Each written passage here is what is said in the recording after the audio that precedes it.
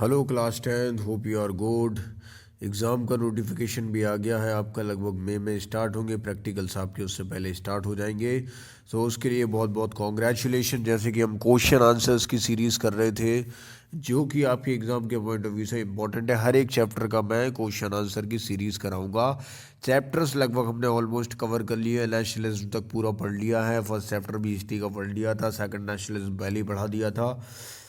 2 chapter के करीब आपके हिस्ट्री से आएंगे, ज़्यादा कुछ आ भी नहीं रहा है, तो इसलिए थोड़ा सा अब हम क्वेश्चन आंसर की सीरीज़ ही करेंगे। हर एक चैप्टर में रिवीजन होता रहेगा, बस वीडियोस को लगातार देखते रहिएगा यूट्यूब पर। यही आपकी बहुत बड़ी रिस्पॉन्सिबिलिटी होगी। पहला क्वेश्चन है, development of a country can generally be determined by. Development of a country जो है वो डिटरमाइन किया जाएगा किस चीज़ से? Of a country can generally determined by all of the above: health status of its people, its average literacy level, its per capita income. So all of the above. Which of the following neighboring countries has better performance in terms of human development than India? Sri Lanka. Bangladesh नहीं होगा, नेपाल नहीं होगा, पाकिस्तान नहीं होगा, Sri Lanka. Which of the following neighbouring countries, कौन सी following neighbouring countries हैं जिनका बहुत बेटर परफॉर्मेंस है in terms of HDI, human development index होता है एक HDI, ठीक है, ह्यूमन डेवलपमेंट इंडेक्स में। Assume there are 4 families in a country, the average per capita income of this families 5,000 रुपये, ठीक है, एवरेज 5,000 रुपये है। 3 फैमिली की 4,000 रुपये है और एक फैमिली की 7,000 रुपये है, कुछ की 3,000 रुपये, ठीक है। तो कितनी हो गई? 5 4 3 7 14 19,000 हो गई, ठीक है। What the income of fourth family? 5,000 है। The average per capita income of these families is 5,000, ठीक है।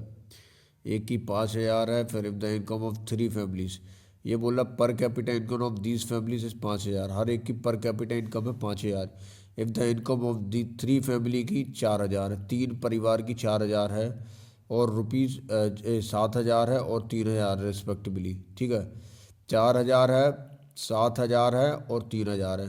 तो what is the income of fourth family? तो फोर्थ फैमिली की इनकम 1,000 जो है 10 में रिड्यूस हो रही है 1,000। देखो 3 फैमिली की 4,000 है, 7,000 है, 7 4 11 11,000, 12 13 14 14, ठीक है, 14,000 हो गई। और दीज फैमिलीज़ के एवरेज बता रहा है 5,000, ठीक है। तो करना कुछ नहीं है इसमें, पर कैपिटा इनकम के हिसाब से लगाओगे ना। 1,000 रुपये ये इसमें रिड्यूस हो रहा है, 5,000 का 4 और ये 7,000, ये 3,000।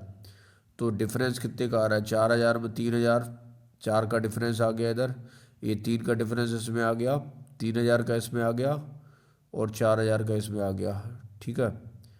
4 3 7 और इधर 1,000 से ये बना, तो 6,000 हो गया आंसर आपका, ठीक है। अब आपके हिसाब से कर लेना, पर कैपिटा इनकम के हिसाब से रहेगा वो, वैसे कभी बोर्ड पर देख लेना, ठीक है।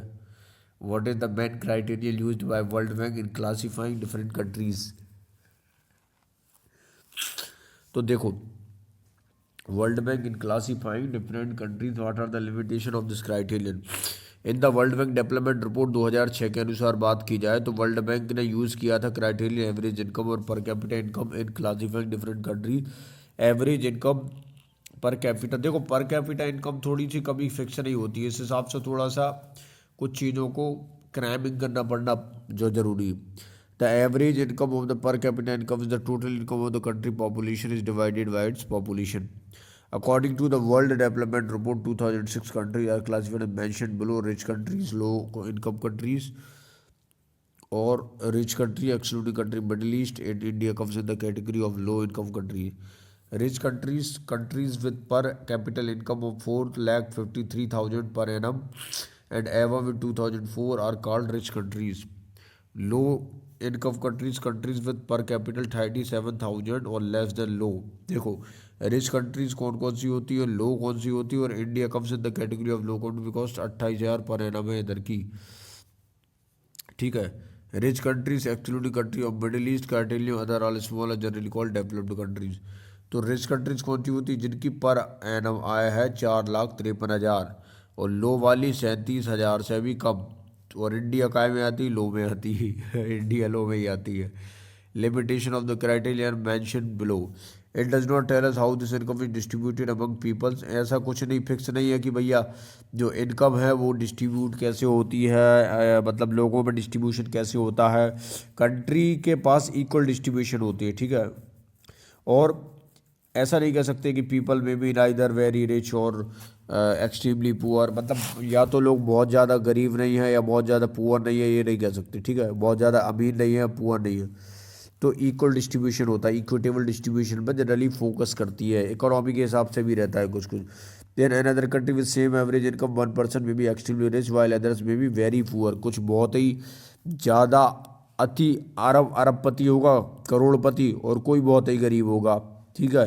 ऐसी चीज़ें चल जाती, जनरली बातें की जाती। In what respect is the criteria used by the United Nation development programme for measuring development different from one used by the World Bank. The criterion used by World Bank, the average income per capita income is the main criterion used by the World Bank in classifying different countries. According to the World Development Report 2006 published by World Bank, countries with per capita income of इतना इतना, ठीक है। ये समझ लेना, ये important नहीं है क्वेश्चन। मैं इम्पोर्टेंट बताता हूँ क्या है। देखो आपके उसमें प्रश्न जो आएगा वो आएगा ये वाला, what is the issue of sustainability is important for development. What is the issue? Is sustainability is important for development. ऐसे प्रश्न आएंगे, अब समझो इसको। Sustainability means that development should meet the needs of the present without compromise the ability of future generation to meet their needs. मतलब बात यह है कि कुल मिला के समझ लो भाई, प्रेजेंट की जो सिचुएशंस है, प्रेजेंट की जो नीड्स हैं वो फुलफिल होना चाहिए, कोई भी कंप्रोमाइज़ किए बिना फ्यूचर की जनरेशन है to meet their needs. However, since the second half of the 20th century, number of scientists have been warning that the present types and levels of development are not sustainable. The issue of sustainable development emerged from rapid industrialization, ठीक है, rapid industrialization of the world in the past century. It is felt that economic growth and industrialization have led to the reckless exploitation of natural resources. On the other hand, the stock of natural resources are limited, so the growth of all countries in the future is likely to be endangered if the limited resources are completely exhausted. ठीक है। Under these circumstances, the issue of sustainability has become important for the development. The number of resources, for example, groundwater under serious strain over many part of the country, Punjab Haryana western, the western water level declined over. देखो क्या होता है कि बहुत सारी चीज़ें sustainability करने के लिए इम्पोर्टेंट होती है। जैसे कि आप एग्जांपल ले लो कि Punjab for example ground water है, कहाँ पे? पंजाब में, हरियाणा, वेस्टर्न यूपी। यदि बहुत ज़्यादा यूज़ करोगे तो वाटर लेवल डिक्लाइन हो जाएगा, ठीक है। और रिजल्ट क्या होगा कि वाटर क्राइसिस की आ जाएगी फ्यूचर में। तो बात क्या हो रही है कि under the circle the issue of sustainability important for the development. Sustainability जो है बहुत इंपॉर्टेंट है डेवलपमेंट के लिए भैया। It is felt that economic growth, ये क्वेश्चन का आंसर समझ लेना, ये पक्का आ जाएगा आपके बोर्ड में। इस बात को बिल्कुल भी मत टालना भैया, बिल्कुल क्लियर समझ लो कि why is the issue of sustainability is important for development. Sustainable development means that the development should meet the needs of the present without compromising the ability of future generation to meet their needs. However, since the second half of the 20th century, number of scientists have been warning that the present type and level of development are not sustainable. The issues of sustainable development has emerged from rapid industrialization of the world in the past century. It is felt that economic growth and industrialization have led to the reckless exploitation of natural resources. बात आपको समझ में आ गई होगी, नहीं आई होगी तो doubt पूछ लेना। वाटर डेवलपमेंट की बात हो रही है, ग्राउंड वाटर की बात हो रही है कि भैया आपकी फ्यूचर की कोई भी चीज़ को कंप्रोमाइज़ किए बिना आपको प्रेजेंट की सिचुएशन पर ध्यान रखना पड़ेगा। प्रेजेंट पर किसी व्यक्ति को किसी चीज़ की ज़रूरत है तो वो फुलफिल तो होना चाहिए ना। अब पता चला प्रेजेंट पे कोई फुलफिल हो नहीं रही, फ्यूचर पे फोकस कर दिया तो वो कोई मतलब नहीं है ना। प्रेजेंट में हमें अपनी नीड्स को सेटिस्फाइड करना बहुत ज़रूरी है, ये इम्पोर्टेंट है सस्टेनेबिलिटी डेवलपमेंट का। सस्टेनेबल मतलब सतत, डेवलपमेंट मतलब विकास, सतत विकास होता रहे ताकि वह फ्यूचर में भी प्रॉब्लम ना हो। तो ये समझना बहुत इम्पोर्टेंट था, ये क्वेश्चन ज़रूर पढ़ लीजिएगा। आपके एग्ज़ाम के पॉइंट ऑफ व्यू से ये क्वेश्चन बहुत इंपॉर्टेंट है। बस फिर मिलते हैं नेक्स्ट सेशन में। Thank you.